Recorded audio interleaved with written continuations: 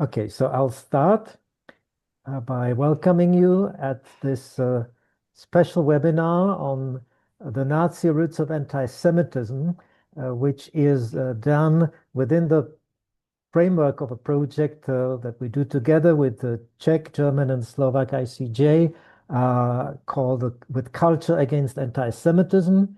And these teachers will hear about these Nazi roots, a lecture by our dear Professor Robert Rozett, senior historian from Yad Va-šem, who is an expert on these topics, and we believe that it will help you teachers in working with your students in order to prepare their presentations, which will be presented then later on in Prague within our project. So, Dr. Robert, we are very pleased to have you. Thank you for your time. And without much further ado, I would give the floor to you. So thank you very much. If you want to put up the first slide already, that's fine, if you're sharing it. I will. Okay. And first of all, and good afternoon to everybody. And I will do my best to speak English in a way that the captions will say more or less what I'm saying. So I hope that'll work out. And you could already do the next slide. That's fine. Okay. So we need to understand that when we look at the Holocaust, as the late Professor Judith Bauer used to teach, over 50 million people died in World War II because of anti-Semitism. What does that mean? It means that looking at a document that Hitler wrote to Goering, his deputy, Hermann Goering, his deputy in 1936, he'd already talked about that a war would be necessary, and at the heart of this war was the fight against world Jewry. And so if we understand this is at the heart of what the Nazis are doing, we can say that all of World War II really happens to a very large extent because of anti-Semitism. Of course, there's much more to it than just that, but it is very much a part of the story. And so when we're trying to understand the Nazis and their ideology, we need to go into the history of anti-Semitism. And anti-Semitism, as the late Robert Wistrich taught, is the longest hatred. It has very deep roots. It's not that you can go to the very first roots of anti-Semitism and draw a straight line from those roots, which are over 2,000 years old and more, to today. But you can see many of the things even that we see today in 2026 when we're looking at anti-Semitism. We can often see roots that go back many, many, many centuries. So in order to understand all of this and then to understand how the Nazis viewed the world, we need to look at the history of anti-Semitism. So we can go all the way back to the Greco-Roman world. And in that world of over 2,000 years ago, that was a polytheist world. It was a world in which people believed in many gods. And wherever the Greeks went, and then the Romans after them, when they conquered a new place, they took in the new gods, and now they joined them all together, and there were just more of them, right? They brought their gods to the place they came to. They brought the local gods in, and everything was fine. The problem with when they came to what today is Israel, the land of Israel at the time, Jews are monotheists, and they don't accept the other gods. And so this is already a problem. The Jews are different. They don't fit like everybody else. Another thing that the Greco-Roman world didn't understand is the Sabbath. One day a week, the Jews rest. On the seventh day after creation, and according to the 5 books of Moses, the Torah, God rests in Genesis, right? And so the Jews, we have a day of rest, the Sabbath. Of course, in the Greco-Roman world, that was not something people did. People worked unless there was a festival or something special. And it wasn't something that you did once a week. And so Jews are seen as lazy. Here they are resting. And then you can add the political part to it. Everybody who knows the story of Hanukkah knows that it's about the Jews revolting against the Greek Empire, right? And eventually the Jews won in that particular war and then had a Jewish state, as you could call it, the Commonwealth in the land of Israel for a while until it began to fall apart and the Romans came in. And then we all know that in in the very beginnings of the modern era, in the year 70 thereabouts, there's a revolt of the Jews against the Romans. And of course, the Romans defeated the Jews who were revolting. So the Jews are a problem as well, right? They're a political problem. They're a religious problem. They're, in a sense, a social behavior problem because they're lazy and they want to rest once a week. So there's anti-Jewish stereotypes. It's not that everything's always so anti-Jewish, but there are those anti-Jewish ideas going all the way back to this period. And of course, what we show you here is the relief from the Arch of Titus in Rome that shows what happens with the destruction of the temple that comes at the time of the revolt against the Romans. Of course, there's another revolt later on about around the year 130 or thereabouts, 135, a second revolt of the Jews who remained in the land of Israel, who were not exiled, and that brings to even more of an exile after that particular revolt. So we can see that already, again, the roots of the Jews being somewhat different, they're not fitting in, those are very strong ideas quite early on. Of course, what happens roughly 2,000 years ago is that Christianity emerges. And Christianity emerges out of Judaism. Of course, Jesus was a Jew, and he was preaching, and he was coming out of a Jewish tradition in many ways. After the story of Jesus, again, where Jesus is crucified, and then he dies, and of course, according to Christian belief, he then rises from the dead again. This is all around this, and has built a new religion. And the new religion in many ways is very similar to Judaism, but it also breaks with Judaism and eventually will fully break from Judaism. So the main differences, of course, is that the Christians believe that the Messiah has come and that Jesus is the Messiah. And the most large body of Jews don't accept that the Messiah has come or that Jesus is the Messiah. And also in terms of practice, Judaism is very much based on laws that we call the halakha in Hebrew. This is the body of Jewish codes of law, and they cover many, many things about all kinds of aspects of life. And if you're an observant Jew, this is the rule book by which you're living. But the Christians early on said, no, these laws are not binding anymore. And so that was a big difference. And then, of course, again, another idea comes in, which is even stronger, perhaps, and that's that the Jews who are God's chosen people, and that's a whole discussion what that means, but let's say that from the Jewish point of view, it's always seen that the Jews are the ones who are willing to accept God and his laws, monotheism. In that sense, they're chosen. But the Christians then come along and say, well, basically the Jews screwed up and we're the new chosen people. And we call this idea supersession. So if you take all of these things together, there's a rivalry between Christianity and Judaism that certainly by the 4th century, when Christianity becomes the religion of the Byzantine Empire or the Roman Empire, what's the Roman Empire at the time, Christianity wins the rivalry. But as part of that rivalry, there's often some very negative things that are said about the Jews. And if we look at, for example, if we look at the next slide, one of the early church fathers, John Chrysostom, delivered a series of sermons in Antioch in the late 4th century.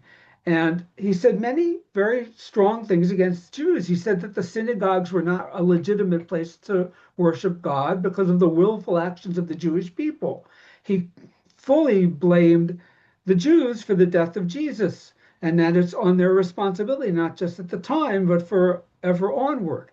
That's how he understood things. And he said a number of other things. Again, we don't have to go through all of them, but some very strong things against Judaism. And this was very much in the early Christian centuries, an anti-Jewish idea was very strong in all of these things. If we can have the next slide.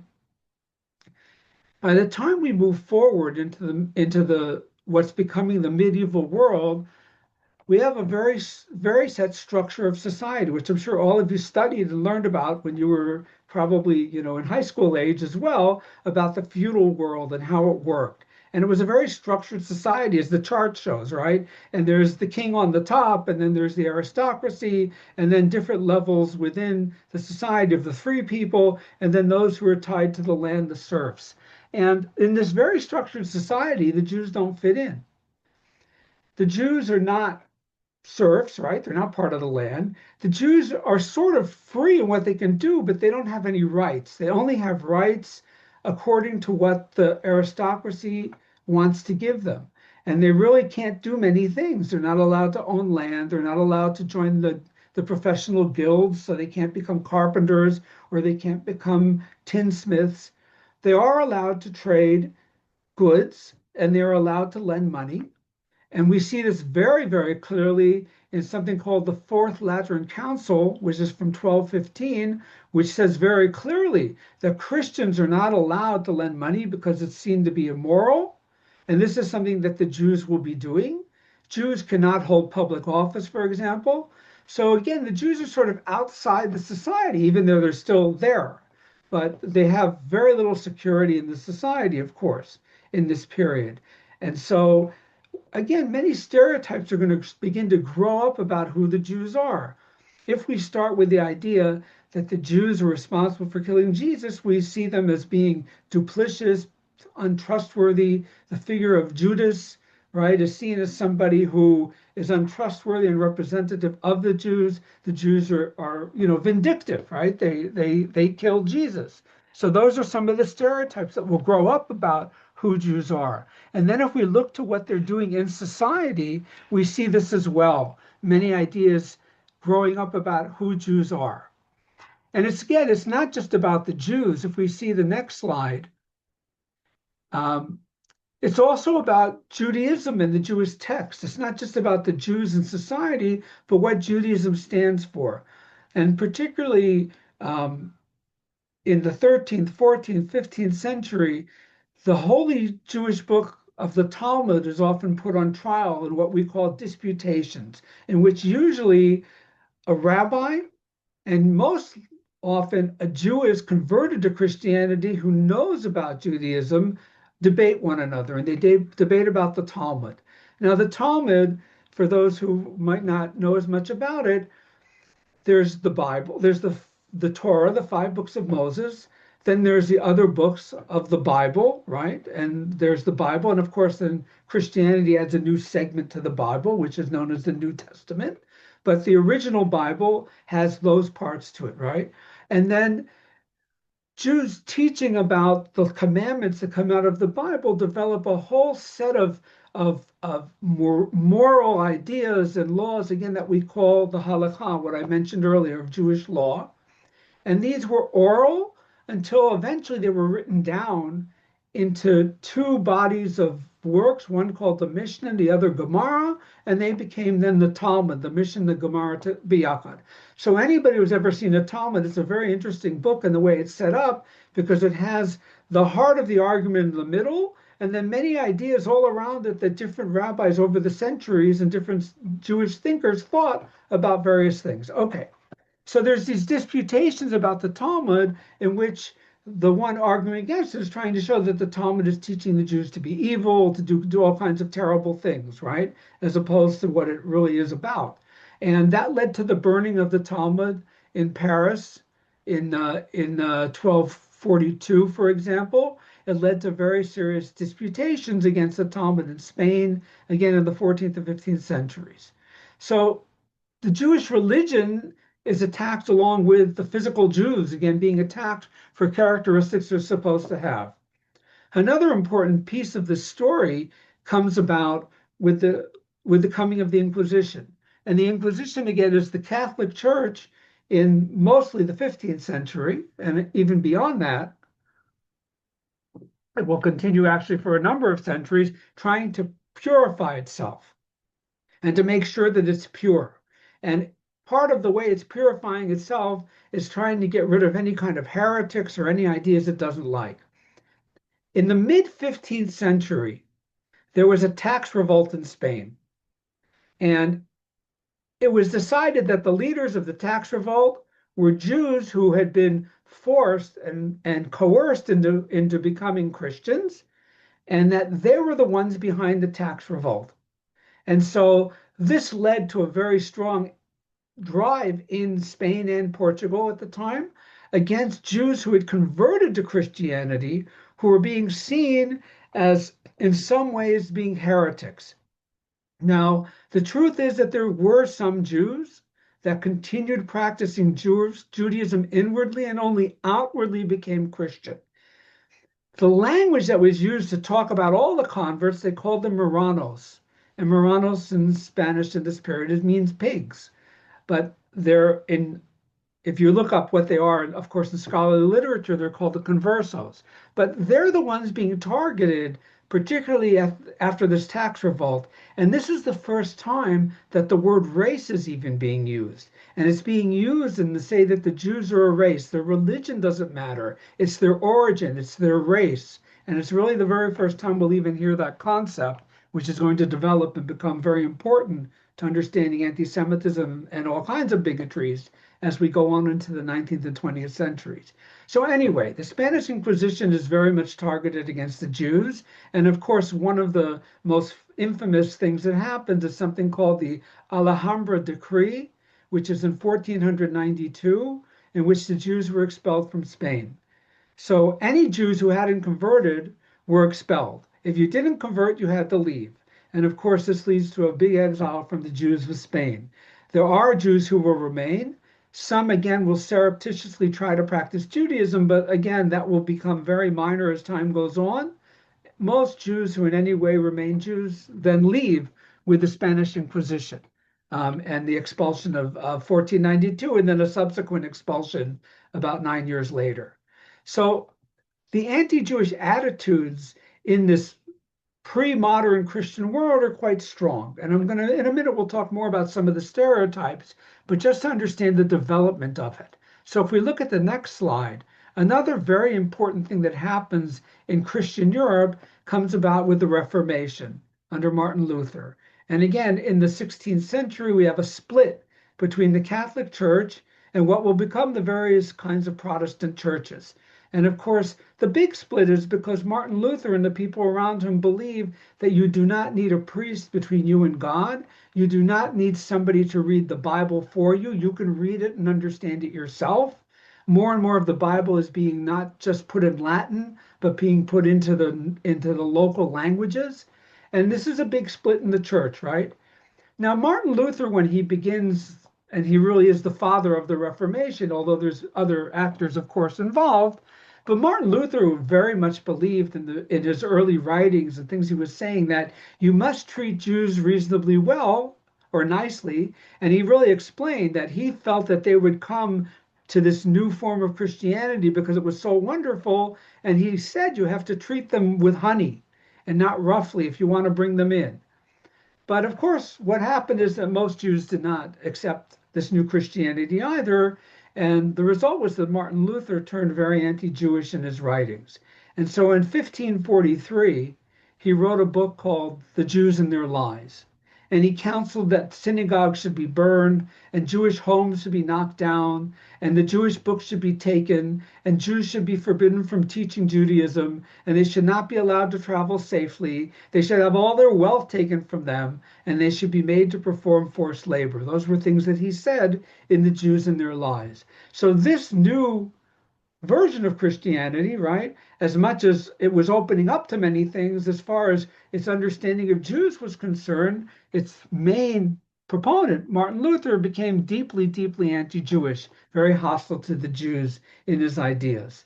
So this is another important piece of the puzzle until we're getting into what will be the modern world, the period of the Renaissance, really. So in the meantime, we can say that many stereotypes develop against Jews. And if we look at the next one, many of them are physical. Jews are seen to have warts and tails and horns. This is Michelangelo's Moses, of course, one of his most famous works. And you see that Moses has horns. Now, the idea that Jews have horns comes from a mistranslation from the Hebrew in which it said that around Moses there was a halo. But the word in Hebrew for halo and horns is very similar. And so it was mistranslated into horns. Jews have horns. And so the idea that Jews have horns, by the way, is still, it's into the 20th and early 21st centuries. Some people around the world still believe that Jews must have horns. And some places where Jews might go, you can still get asked the question, where are they? So it's not that these things just go away, although, of course, much less common to hear such a thing. But certainly well into the 20th century, in many places, if a Jew showed up somewhere where there are almost no Jews, it was quite plausible and quite possible that somebody would ask, so where are your horns?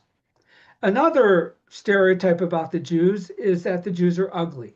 This is a 19th century version, the next slide, but the ugliness of the Jews, it has a lot to do with something very basic in how we are as human beings. And some of you who might have heard of Rabbi Sachs, who was the chief rabbi in Great Britain, who wrote a very good book, which is called Not in God's Name. And he, in that book, talks about how people have used religion often to foster hatred, but he also goes into some very basic ideas that we as human beings have about us and them. And we are, as human beings, we very much defend our families and our tribes and our communities against the other.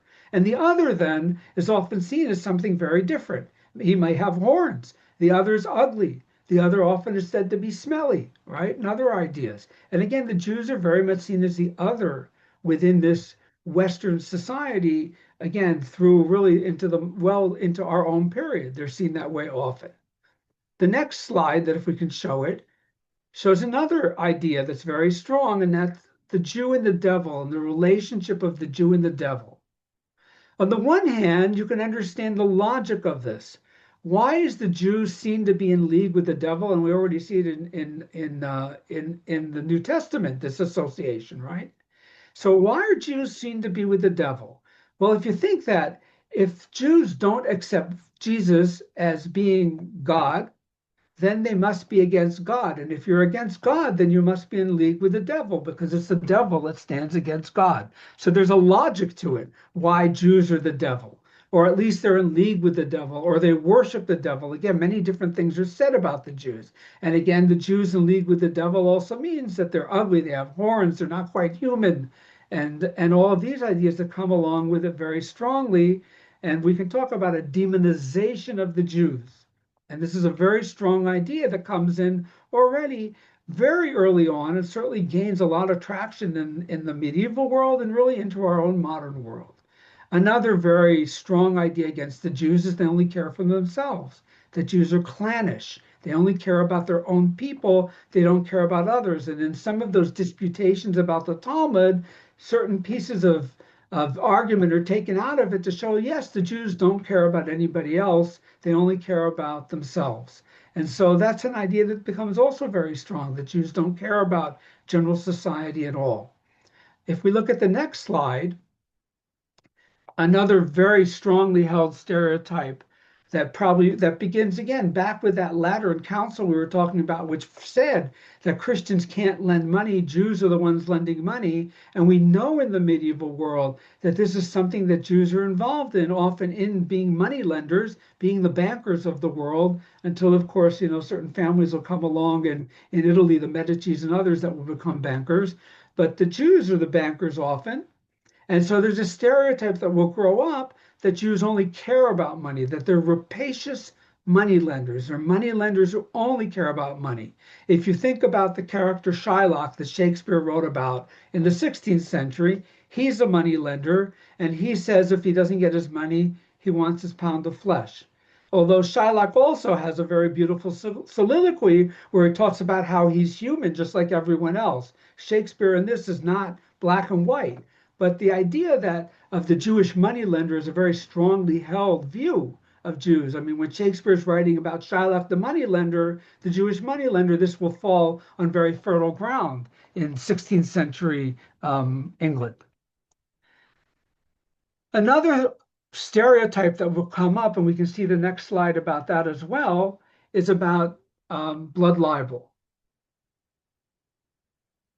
Jews are accused from the 12th century onward, since the disappearance of a young boy named William of Norwich, but then there are others afterwards, and blood libel as an idea is going to continue through the 21st century, although in a slightly different form when we're talking in our own day. The idea is that Jews use the blood of Christians, mostly Christian children, for ritual purposes. Most commonly for making matzah, the flatbread, of course, that's eaten at the Passover holiday. Again, you remember the Passover story. The Jews leave their slavery in Egypt, led out of Egypt by Moses. They don't have time before they leave to let the bread rise. And so they bake their wheat making only crackers, and those crackers come to be known as matzah. And of course, they're only water and flour, but the myth comes out that they need the blood of a Christian child for this in order to make matzah. And of course, Passover falls at around the time of Easter, and Easter is when the rising of Christ, right after he has died and then has re-arisen, that's when that's being celebrated. And so these things kind of come together here. So we have the idea of blood libel, again, the first documented one in 12th century England with William of Norwich, but there's many that will happen in history. Some of the better known ones are around the middle of the 19th century in Damascus, and then later in the 19th century in Hungary in a place called Tisza-Eslar. And then in the early 20th century, we're going to have an infamous blood libel accusation in Kishinev in today what is Moldavia. And if you ever read The Fixer by Bernard Malamud, that's about that particular story. And there was a very terrible blood libel accusation that happened in Poland in 1946, after the war, after the Holocaust, where some of the Jewish survivors had gathered in the town of Kielce, and it was rumored that a young child had been captured by the Jews and kidnapped by them, again, to use his blood for ritual purposes. The child escaped home, told the story, and there was a riot against the Jews in which some 40-some Jews were killed and tens of others were wounded. And that's in 1946. So this idea, again, of blood libel is a very strongly held idea. Another variant on it comes from Catholicism, and I think the Episcopalian religion as well, where part of the ceremony is the Eucharist ceremony, where, of course, in the church, at the church service, the worshipers are served with wine representing Jesus' blood and a wafer, right, representing his body.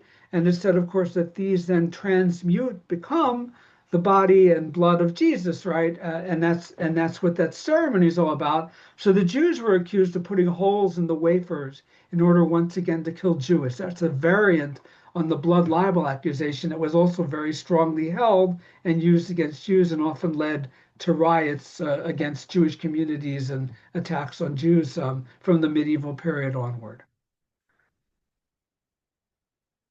Another myth that comes up, and the stereotype, of course, is the myth of the wandering Jew. And the wandering Jew is this idea that the Jews are now pushed out of their own exile homeland again with the Roman revolt because they didn't accept Christianity. That's how it's seen.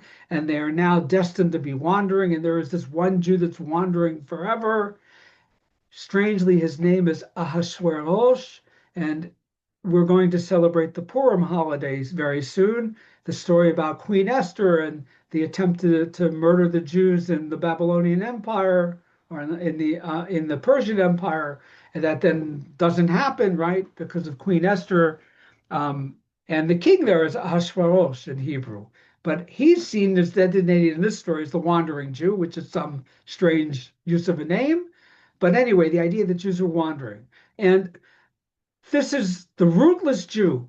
And it's going to come into play much later, if it's already there by the 13th century, when we're talking about later on nationalism and who belongs to the nation and how people are tied to the land of the nation. One of the things that will make the Jews stand out in many people's ideas is, well, they don't belong. They're with the wandering Jews. They don't belong anywhere. They're rootless. Okay. Another idea that's similar in a way to blood libel is about the poisoning of the wells. And we all know that the bubonic plague, hit many places at many times in history, and it really hit very hard in the 14th century, in the mid-14th century in Europe. And the population was devastated by the bubonic plague. And for example, in 1349, when it had not yet reached the city of Erfurt in Germany, the citizens of Erfurt rose up against the Jews that lived among them, and they killed them all, because they believed that they could prevent the plague from coming by killing the Jews, because the Jews caused the plague by poisoning the wells. Now, of course, we know that plague is carried by a bacteria that lives in rats and the rats get infected with it. Fleas bite rats and fleas bite people, and then, then they get, or lice do the same thing, and then they get the plague. We know that because we understand much more about medicine than people did in the medieval world. They believed it was because Jews were poisoning the wells. And if you were add to it the idea that often when the plague hit, the Jews were sometimes hit less, well, we know why that would have happened, but they didn't. Of course, there's much more lice and fleas and rats where things are dirty. And we're in a period where people do not bathe. I mean, they might go swim once in a blue moon. They certainly don't bathe regularly. In Judaism, actually, women bathe once a month because of ritual purity, and men often bathe as well. They go to something called the mikveh, or the ritual baths. And Jews clean their houses very thoroughly, at least once a year at Passover, when most people don't do this. So Jewish houses are cleaner, and Jews might physically be cleaner than many of the people around them. So there's less lice, there's less fleas, and so they're getting less plague. It doesn't mean Jews don't die of plague, of course they do. But to explain it again, no, the Jews are causing it. They're poisoning the wells, and they're the ones that aren't getting sick because of it. So these ideas become very deeply entrenched again, and they're all revolving again around this evilness of the Jews, this very negative, hostile view of Jews. Okay. So anyway, you can see the next slide as well, which is a caricature from the period about burning Jews during the plague. Okay. These ideas are very strong as we come into the modern world. And the modern world, we can start talking about it with the Renaissance, and certainly even more so when we're talking about the American and then the French Revolution and then the changes of the 19th century. And if we're talking about this period of French Revolution onward, right, into the World War I period, what some historians will call the long 19th century, right? There's many important things happening in the West. There's industrialization, there's urbanization, there's the rise of the middle classes, there's the creation of modern nation states with various forms of democracy, more democratic, less democratic, but with some idea of democracy. There's the loosening of the role of religion in daily life and in political life in this period as well. And there's a lot of discussion, again, with the coming of the nation states and the changes among them, and then beginning to allow people to vote, maybe just landowners at first, but then sometimes wider, and eventually, well into the 20th century of women as well in many places. But this discussion of all of this and what constitutes the nation, who's really part of the nation. And that's a very big discussion we're going to see in the 19th century. And within this, how did the Jews fit in? There are some people who advocate for the idea that the Jews should be freed, emancipated, and given equal rights in society. And there were other people who argue deeply against it and say, no, the Jews are not really part of these countries. They're not part of the nation. They don't belong here. They're outsiders, and they should not be given equal rights. We know that even among many of the friends of the Jews in this period, like a very good friend from the French Revolution period named the Abbé Grégoire, he advocated for Jews getting equal rights, but he said to do so, Jews had to physically and morally and politically reform, meaning that they had to modernize themselves and change themselves. So it wasn't just like, oh, we accept you as you are, but he was still very willing to allow Jews to have equal rights, provided that the Jews fit in to society a bit better. On the other hand, there were those that were very much against this idea of Jews getting equal rights. We had riots, for example, in the German areas called the Hep riots in the second decade of the 19th century against Jews being given equal rights. And then we had something come on the scene which we can call political anti-Semitism. Perhaps the father of having a political party that is anti-Jewish, right? Political anti-Semitism was a man named Wilhelm Marr. And he fought Jewish emancipation. He wrote a book called The Victory of Judaism Over Germandom. And he established the first anti-Semitic party, in which its platform, again, was against Jews being given equal rights, having an equal role in the economy and society in any way. And so this political idea of anti-Semitism comes in. And you can see this is a Nazi version of this idea, of an idea that was first coined by Heinrich von Treitschke, who was one of the court historians in Germany as it's becoming a nation, right? And his phrase that the Jews are our misfortune. All of those changes that are happening in the 19th century are being that many people don't like. They don't know how to deal with all of those changes. Well, it's because of the Jews. That's how he's saying it really. They are our misfortune, and they are the cause of all the things about which we are unhappy. So this political aspect of anti-Semitism, of Jew hatred, is going to come into the 19th century, again, because of societal changes and the fact that Jews are participating more in the society, in the economy, and in the arts and industry and in trade and everything, again, where they are being given their more equal rights. If we can have the next slide. One of maybe the very best examples of this emancipation of Jews and the backlash is the Dreyfus affair in France. And that's a story about a Jewish man named Alfred Dreyfus who became a captain in the French military and was part of the general staff, something which could not have happened in the generation before him. And then he became, again, part of the general staff in France, and he was a captain. Somebody was spying for Germany on France, and Dreyfus, the Jewish staff member, was accused in a very unfair trial in which the evidence and fake evidence, what we today would call fake news, right? Fake evidence was piled up against him, and he was found guilty. And it played on this idea that the Jews are not really part of the nation, that the Jews only care about themselves. They have dual loyalties. They're never fully loyal to the nation. And it played up against that. Now, eventually, France split in two over the Dreyfus affair. And we have this very famous article called J'accuse by Émile Zola, in which he showed that Dreyfus had been framed and that the people were using him as a scapegoat. And eventually, Dreyfus was let out of prison. He was sent to Devil's Island, a horrible place in the Caribbean where he was in prison, but eventually he was released. And after his death, he was fully exonerated and his name was cleared. But still, this thing tore apart France. And it's so indicative of the two things that are going on, of Jews getting equal rights and becoming more part of society and the backlash to it. If we can have the next slide. At the very end of the 19th, early 20th century, work was produced by the Tsarist secret police against the Jews, and it was said to be the protocols, meaning the written down notes of a meeting of what are said to be the elders of the Jews, and showing about their plan to take over the world. So the protocols of the elders of Zion was produced by the Tsarist police.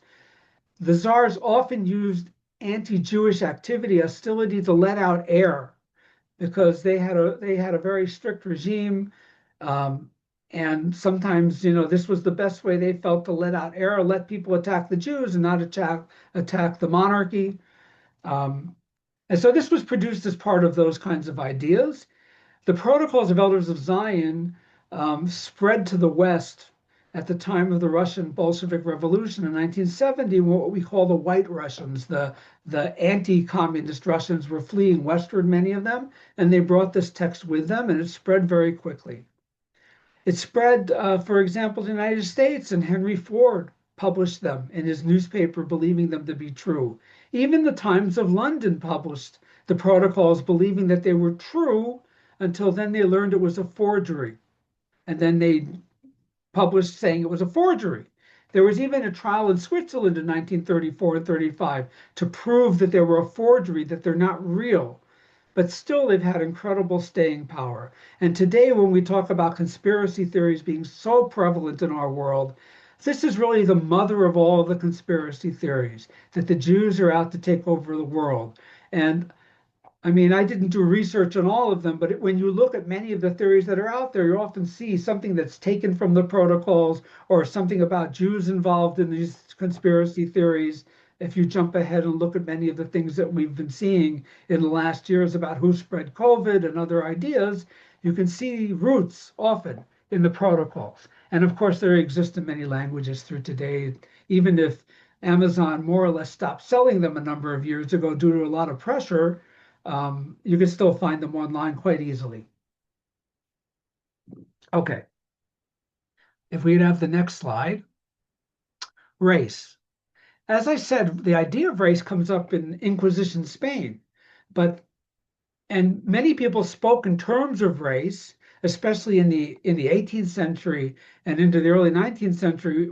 Benjamin Disraeli, who many of you know was a prime minister under Queen Victoria, who came from a Jewish family but was raised as a Christian and considered himself a Christian, talked in terms of race. He talked in terms of the British race and the Jewish race, and he once defended his race, saying something more or less to the like, while your race was still climbing on trees, mine was producing, the Ten Commandments. So he spoke in terms of race. Race at the time, the way it was spoken of, and the way often many people would still use it, even into the 20th century, often was similar to ethnic and national groups, the way it was being spoken about. But something else changed in the 19th century in the discussion of race, and it comes in something we can call scientific racism. And that's the idea that you can understand human beings based on their physical / national linguistic characteristics, right? You can understand who they are and where they fit into the world and what they've done, and that this is what really determines what people are all about. Racial ideas, again, become very strong. These physical ideas and how that relates to human behavior. One of the earlier ways that it was talked about was a phrenologist. What's a phrenologist?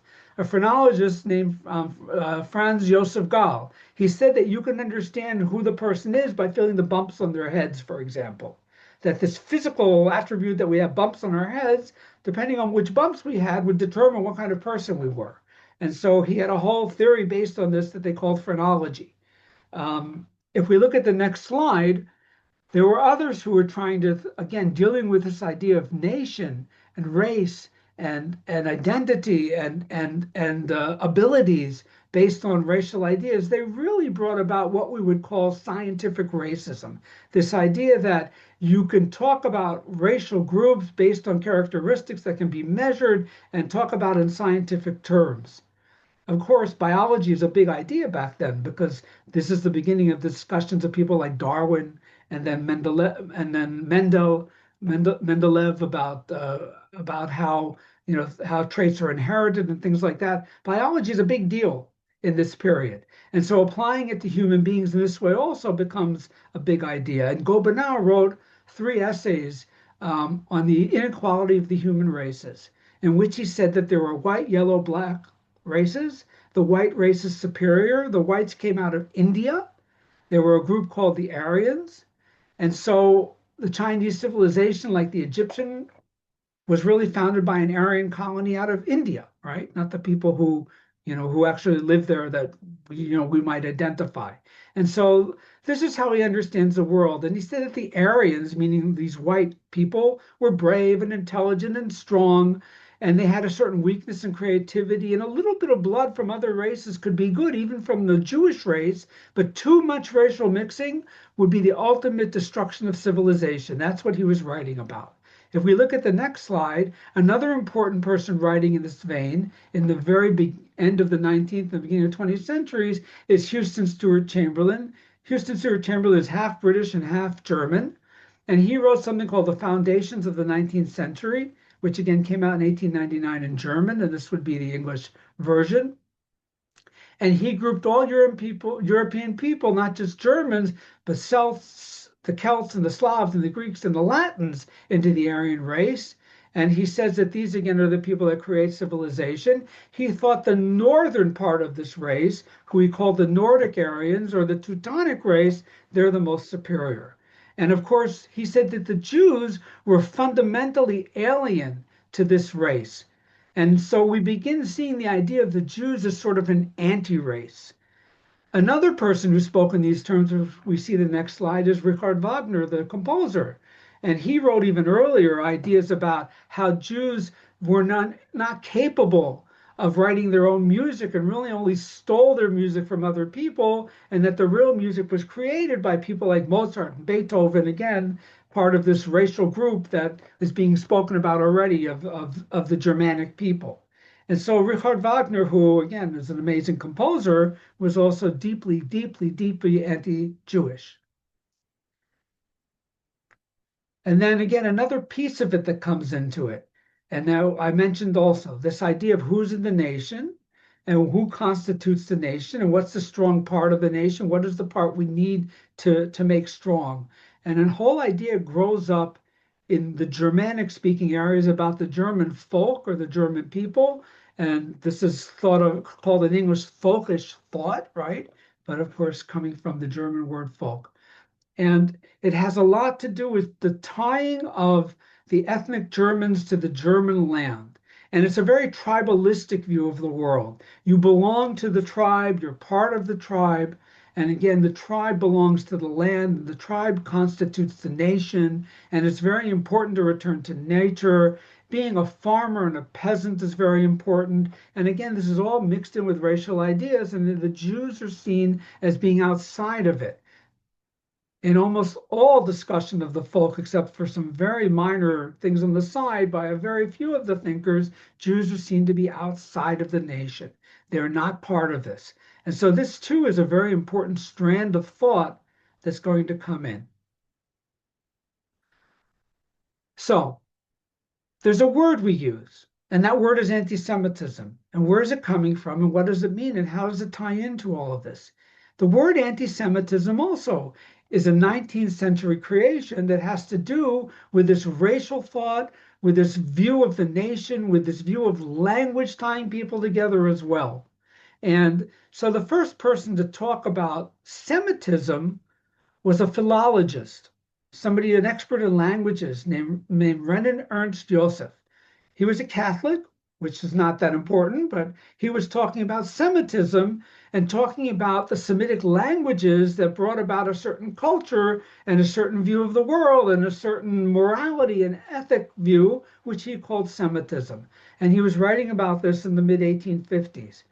A few years later, an Austrian Jewish intellectual named Moritz Steinschneider used the term anti-Semitism in order to reflect antipathy or hostility towards Jews. And anti-Semitism then came in as an idea, and it's deeply linked again to the ties between language and people and where they live and who they are physically, racially, in those terms, and again, language and Semitism. Now, there is nothing called Semitism. There is no such thing. It doesn't exist. But still, the idea of anti-Semitism came in as the term. So we can argue, and there's a lot of room to argue, that it's not a very good term, it's not a very appropriate term, it doesn't make sense, it comes from a birth that's not a real birth, that's not a reasonable birth, but it's become the term that's used so much. So today, when we talk about hatred of Jews and hostility towards Jews, the term that's being used is anti-Semitism.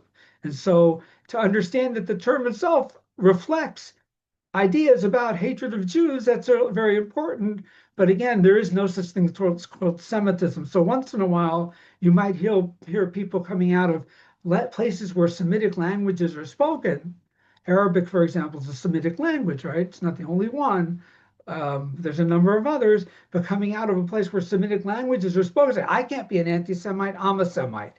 But again, Semite's not really any kind of characterization of anything but a language group. So anybody who speaks Arabic isn't necessarily a Semite.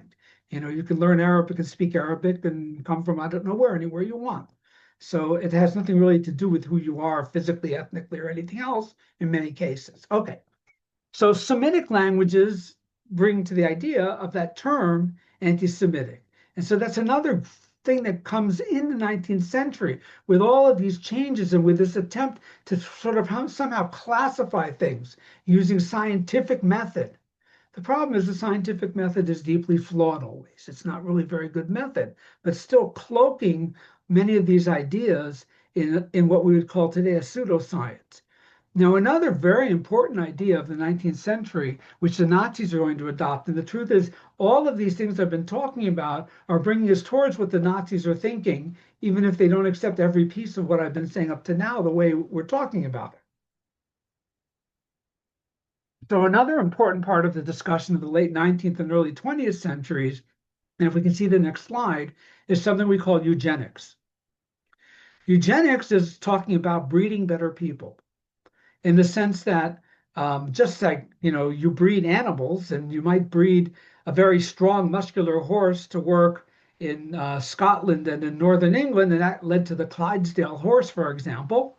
Or you want to have ponies that are very swift and run fast, and that has to do with how the Mongolian ponies came into being as they were. You breed characteristics, not to mention the hundreds of different kinds of dogs that are out there in the world, okay? You apply this to human beings, and you make better people. You breed out the bad characteristics and breed in the good ones, and this is eugenics. And often it's based on a very simplified view, if we could see the next slide, of, yeah, well, that's one of the fathers of eugenics in the United States. This is his book, The Passing of the Great Race by Madison Grant. And the next slide shows us this very simplified understanding that comes about because of Mendel's works in genetics also, and how things are inherent. It's a very simplified view of how things are inherent. I think many of us think that if a father has brown eyes and the mother has blue eyes, the child will have brown eyes because brown eyes are dominant. That's how we were often taught as children. Now, of course, and for many years, and the truth is since the early 20th century, scientists knew that it's not that simple, that it can be much more complicated. And you could have two brown-eyed parents and suddenly have a blue-eyed child because somebody back in the generations had blue-eyed and the characteristic came up. So it's not so simple, but this simplified view of things very much fed the eugenics movement. And the idea, again, that you should not have children with people who have certain characteristics, especially those who are called feeble-minded, those who had mental and physical disabilities, and other things. So eugenics is a very important idea. And of course, the Nazis will advocate it very strongly as part of their understanding of themselves and improving their own race. And we'll talk about that. I assume that you will talk about Nazi policies against various groups. You know that the very first people that they murdered in a systematic way in Germany starting in 1939 were Germans who had physical and mental disabilities. And that's part of this eugenics movement, right? Okay.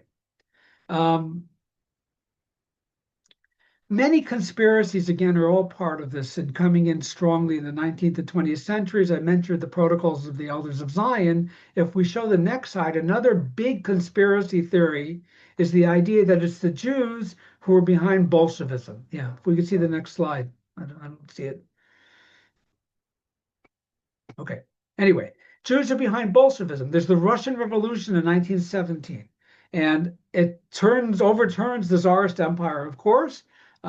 And it is said that the Jews are behind it. Of course, it can be said that the Jews, in a sense, are behind it because Marxism is behind it. And Karl Marx, who invented the idea of Marxism that becomes communism or Bolshevism and also socialism, he's Jewish, although he repudiates his Jewishness, but he comes from a Jewish family. And so you can say it's a Jewish thing, I suppose, but to then say that the Russian Revolution was a Jewish conspiracy and the Jews were all behind it, that masks the fact that most of those involved in the Russian Revolution were not Jews, that relatively few were involved, very few at very senior positions, although there was Leon Trotsky, for example, who was of Jewish background, who had a senior position, but most are not. And there's a lot of anti-Semitism that's going to accompany the Russian Revolution, certainly in its wake and afterwards. But this idea of Judeo-Bolshevism, that Bolshevism, communism, is a Jewish conspiracy, and part of the conspiracy linked to the Protocols of the Elders of Zion, that becomes a very strong idea as well. And the truth is that it will continue after World War II into our own day, this idea that somehow Jews and communism go together. The formula that maybe not all communists are Jews, but all Jews are communists, is a very strongly held idea in many places. And again, it has certainly not been eradicated as an idea. Okay. Nazi ideology. If we can get the next slide, there's a slide that shows racial anti-Semitism. Yeah, I don't know. I don't see it on my screen. I don't know if something's wrong with the presentation or not. Okay. Nazi ideology. So the Nazis, as I said, they're anti-Semitic at the core, but they're racists. And when we talk about the Nazis, we talk of them really as racial anti-Semites. Anti-Semitism at the heart of what they are. It's not the only thing about them, of course, because their goal is to create a new Germany based on racial principles. And so that's very much what they're all about. So they're fundamentally anti-Jewish, but they're also anti-modern and they're anti-Christian, or at least they want to reform Christianity so that it will fit in to racial thought. They want to create a society for the German people, which we call the Volksgemeinschaft. They want to create a society that where they will dominate Europe and dominate the world. They consider themselves the master race. There are other groups of Aryans that are somewhat less important than them that still have a right to live, et cetera, et cetera. Well, the Slavic people are seen, those who speak Slavic languages are seen as being even below them, and the Jews are seen as the anti-race. So what the Nazis are trying to do is to create a society in the image of their view of the world. And again, anti-Semitism is central to all of this, to understand that the Jews are seen as the main enemy, the ones who are stopping this from happening. Jewish mixing within Germany, racial mixing, this is a tremendous crime under the Germans, right? It is a crime. It's Rassenschande, it's called. That's what the poster you see now is showing. And so this is very central to how they understand things. They will not be able to create the world they want to create in which they are the master race and dominant race, dominate everybody else as long as Jews are involved in this. So solving what they call the Jewish problem will become one of the most basic parts of Nazi ideology. It doesn't mean that from the time Nazism comes on the scene after World War I, that they're already planning the systematic mass murder of Jews. That's not true.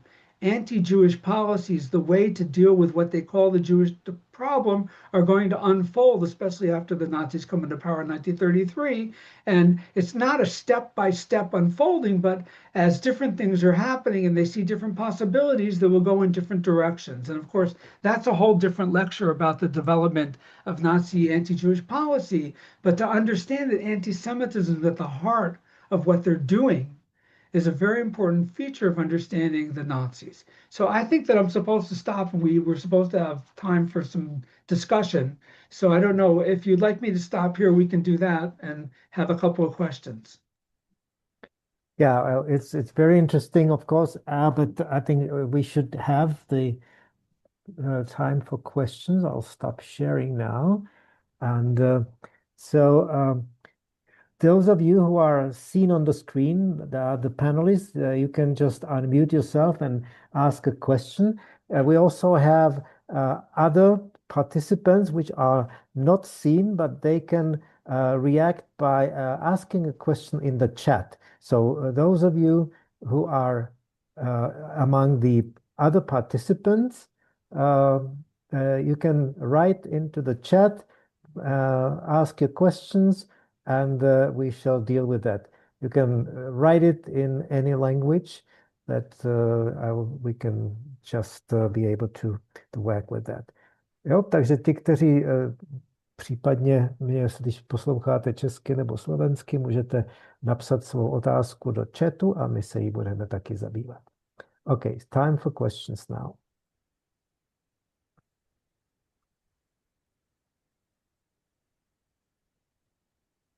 Yes, Matthias? Yeah, thank you for the excellent talk, Robert. One question that occurred to me I'd never really thought about is I noticed a pattern in most of the book covers, images, graphics you showed. There are male Jews that are represented. So I'm wondering, in terms of just anti-Semitism historically, would you say there's kind of been a difference between sort of male and female and how sort of the genders are viewed? Yeah, for sure. Well, first of all, don't forget that until our own period, it's a male-dominated world. I mean, that's how it works. It takes a long time for women to begin getting seen as more equals. That's going to be really a 20th century phenomenon in most places and into our own century, and it's not all that complete in some places still. So certainly men, it has a lot to do with that, but even more so, the Jewish man, especially by the time we're talking about a racial period, is seen as the predator and the one that will be most responsible for trying to undermine the non-Jewish women, to have sex with them and then to breed non-Jewish children. The women are seen much less in this site. The men are viewed in that way. So that the two things together, really. The fact that certainly up until our more modern 20th century times, men are much more the world as opposed to women. Certainly in Nazi Germany, that's how they would understand it. And that the men are seen much more as some sort of sexual predators, or more involved also, because when you're talking about the economy, Jews trying to take over politics of the economy, they're not talking about Jewish women doing that. They're talking about Jewish men doing it. So yes, men are much more part of the illustrations than the women, very much more. Although the Jewish woman is also seen as oversexed and is promiscuous in many places in various things we'll see too. But the view of men dominates much more. Thank you. Yeah. Rob, I noticed that Jews were assigned certain accusations which are different in different parts, on different periods, let's say in history. When the church dominated Europe, Jews were called Christ killers. Then with the Enlightenment and the Industrial Revolutions, Jews were accused of being greedy, capitalist, ruthless. Then they were accused of being behind Bolshevism. So is there a pattern that the Jews always represent the highest evil, so to speak, in the world? And if this is so, how do you see this playing out in our time? And yes, there is a pattern like that we can talk about, that whatever's happening in the world, eventually an anti-Jewish stereotype will grow out of it. Often those stereotypes never really go away. They continue with us, but then new ones come on, or those older ones change. I wanted to mention, I talked about blood libel, for example. Blood libel, if we're talking about using the bodies of Christian children for ritual purposes, when we're talking about the conflict between Israel and the Palestinians, we're going to get this claim that Israel harvests the body parts of Palestinians for medical purposes or whatever they're doing. So that's like a new view of a blood libel kind of accusation, right? So things can change with time. Yes, look at COVID was a very good example. COVID came on the scene. It was devastating, right? It really was this horrible thing, until it started to get under control with the medicines coming in. And it was so devastating in many places. And very early on, Jews were blamed for having invented COVID. In fact, one of the claims was because the head of Pfizer is, the chief doctor was Jewish, that the Jews invented COVID in order to invent the medicine against it so they could get rich. So that was one of the things that was being said. Of course, today, because of the conflict, that was so horrible in the last 2 years here, many things are being said about Israel as well. And Israel has now taken the place of Jews often as the target, stands in for the word Jews. And we have lots of studies that show that that's true, that it's not just somebody's idea, but unfortunately, it's quite true. And in this conflict that we had, which was a horrible conflict for everybody involved, Israel was demonized. I mean, it was seen as being the only player. Nobody else has any kind of role in it, only Israel. And Israel is demonized as part of this.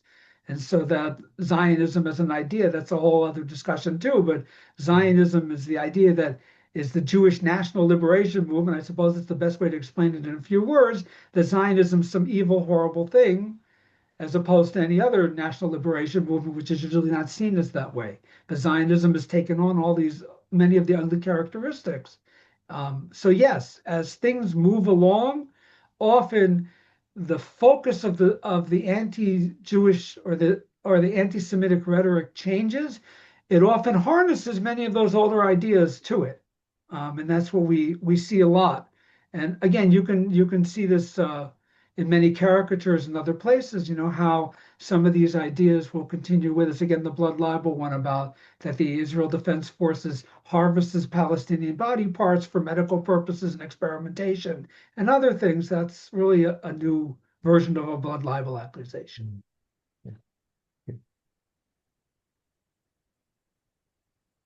And I wonder how many of the people here have heard somebody heard that said somewhere, how common that is as an idea. Okay, anything else, please?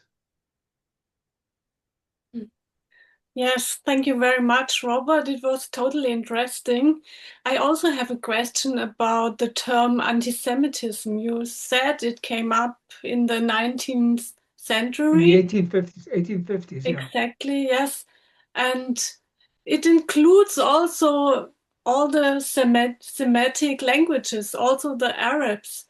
And no, not when it came up. It was used, it was coined as a term by a Jewish philologist, right? Okay. In order to explain the idea of Jew hatred. It wasn't, it sounds like that's what it should be, but that's not what it is. It was used in a very specific way. By the way, it's like the word Holocaust. Holocaust comes from Hebrew. It comes from the word oleh, which is one of the temple sacrifices. And then it's and where the total sacrifice was totally burned, so it went up in smoke, all of it. And then in Greek, it becomes holocauston. Mm-hmm. And so holocauston, just a language, any language, becomes destroyed by fire. That's really the main definition. But when we talk about the Holocaust, it was then used to talk about what had happened to the Jews in World War II, the destruction of the Jews. So a word can have lots of things, but it can be used in a very specific way. So anti-Semitism was used in a very specific way. It wasn't used against Arabs, and it wasn't used against people that spoke Akkadian or people that spoke any other Semitic language, Amharic or anything else. It was used against the Jews. Mm-hmm. Okay, thank you very much. Very interesting, yes. Yeah. Rob, we have a question from the chat. Quote, the Arabic or Muslim population still holds on to the protocols of the Elders of Zion and use it as an anti-Semitic tool. Is that true? Well, to generalize, everybody no. But is it used in that world? Yes, it still is. Unfortunately, and it's easy to get it and to find it, and references it to are made, especially, again, the Islamist world uses it a lot. And so you will see this in rhetoric coming out of Iran or coming out of people that would be associated with Al-Qaeda or the Islamist jihadist organizations and things. Yes, it is used, but it's quite prevalent, and it became fairly mainstream as an idea. In the beginning of the 21st century, at Ramadan, which now is Ramadan, as many of you know, they often have special TV shows and things. And Egypt produced a show called The Horseman Without a Horse, in which the idea of the protocols was quite central to the plot. And so it was accepted, and it is accepted still. And for lots of reasons, because of the conflict between Israel and the Palestinians, because of way people are being taught, it still hasn't been debunked enough in that part of the world. But that's not the only place you'll see it. You'll see it in other places as well. And again, it's not everybody, but it is there. There's no question that it's there. It's available in Turkey. It's available in other Muslim countries, a lot of places, unfortunately. All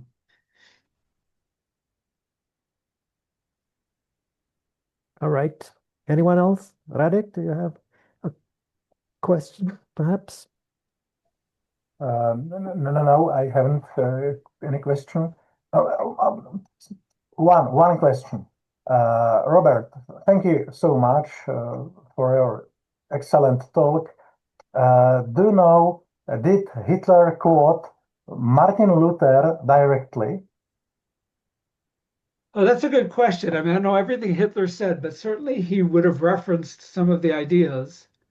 And I don't know if he quotes them directly. I don't know everything he said, and I don't really remember if he did or not. I don't know. He writes a lot in Mein Kampf. He has a whole chapter basically about race and Jews, and I don't really know offhand if he's directly quoting Martin Luther. But those ideas of Martin Luther, because Lutheranism becomes, along with Catholicism, the two main religious groups in in Germany, it has a very strong influence on the society.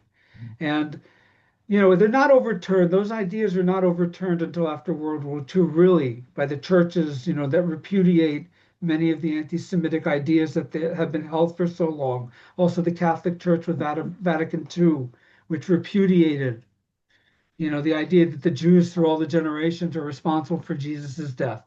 Those things, you know, were still out there in the World War II period. They were still strong. That Catholic Church repudiated the idea that Jews were all responsible. That doesn't mean that's sunk down to everybody, but that's already a long time now, and certainly that's the official position. And many of the Protestant churches in the wake of World War II and the Holocaust again have done a lot of soul searching about things that were being said over the centuries and have come out very differently and been teaching those things now for a number of decades. I guess you would need a good sociologist to come in and see how effective it's all been, but certainly those are the official stances today. But it's all complicated by the war here as well, by the way, because everything that happened here, the scenes coming out on people's televisions, which could never really show a full picture, they were very problematic, and they caused a lot of people to once again fall into not just being unhappy or attacking Israel for what it was doing, but into anti-Semitic rhetoric. I mean, there's a line, and you'd have to go into specific things to see where that line's crossed, but it was happening more and more. And some of the churches also then had a problem thinking that Israel was being immoral. But again, that's a whole different discussion. I don't think we're supposed to have that here today, because I don't think we have time.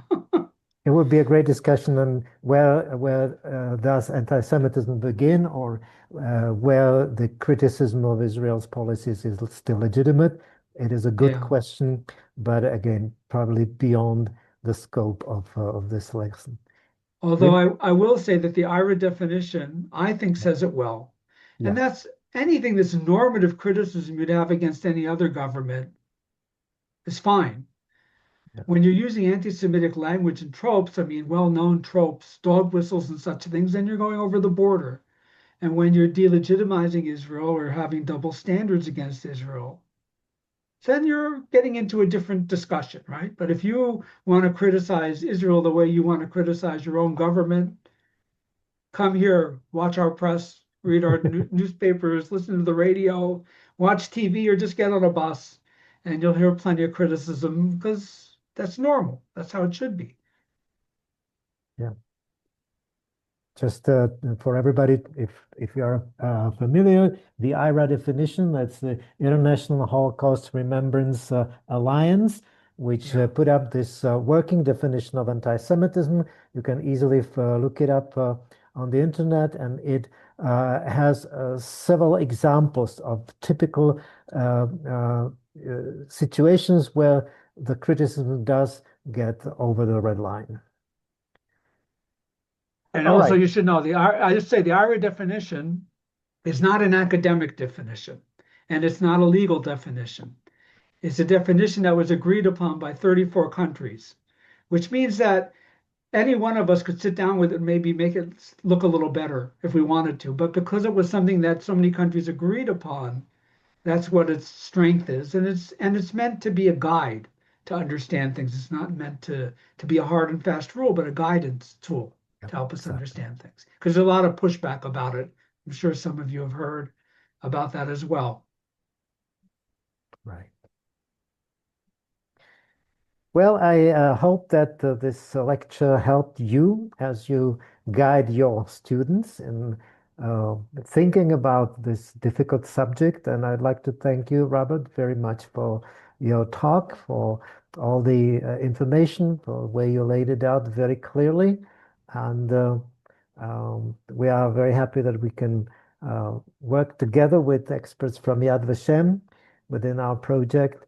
I believe this is not the last time we see each other. We'll have more opportunities, I'm sure. So again, thank you all for your attention. And Robert, thank you very much for your lecture. Thank you, and good luck with your project. So with this, I will conclude, and we stay in touch. And if you have any other questions, then please turn to Kati in Germany, Radek in Czechia, or Marina in Slovakia, and We already now look forward to welcome you to Prague and in mid-April this year, about less than 2 months. All the best. Thank you. Goodbye. Thank you so much. Bye bye.